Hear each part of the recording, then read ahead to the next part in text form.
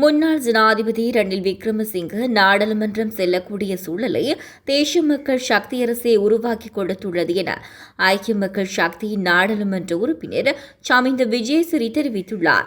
பண்டாரவளை பிரதேசத்தில் நேற்று சனிக்கிழமை நடைபெற்ற ஊடகவியலாளர் மாநாட்டில் இதனை தெரிவித்துள்ளார். அவர் மேலும் குறிப்பிடுகையில், சமூகத்தில் கிடைக்கும் வெற்றியை நாட்டுக்கான வெற்றியாக மேம்படுத்த வேண்டும். எம்மால் உருவாக்கப்படுவதை யாராலும் தகர்த்து கொண்டு செல்ல முடியாது. அவ்வாறு நகர்ந்தால் அது நாட்டின் நன்மைக்காகவே இருக்க வேண்டும். ஐக்கிய மக்கள் சக்தியின் தலைமைத்துவமும் அக்கட்சியும் உருவாக்கப்பட்டதற்கான நோக்கம் என்ன என்பதை முழு நாட்டு மக்களும் பார்த்துக் கொண்டிருக்கின்றனர். ஐக்கிய தேசிய கட்சி மீது முன்வைக்கப்பட்டிருந்த குற்றச்சாட்டுகள், அதனால் மக்கள் மத்தியில் ஏற்பட்ட வெறுப்பின் காரணமாகவே அவற்றுடன் தொடர்பற்றவர்கள் அந்த கட்சியிலிருந்து வெளியேறி ஐக்கிய மக்கள் சக்தியை கட்டியெழுப்பினர். ஆனால் இன்று என்ன நடந்துள்ளது? ஐக்கிய தேசிய கட்சியின் சிரேஷ்ட உறுப்பினர்கள் மீது முன்வைக்கப்பட்ட ஊழல் குற்றச்சாட்டுகள் தொடர்பில் புதிதாக கூறுவதற்கு எதுவும் இல்லை.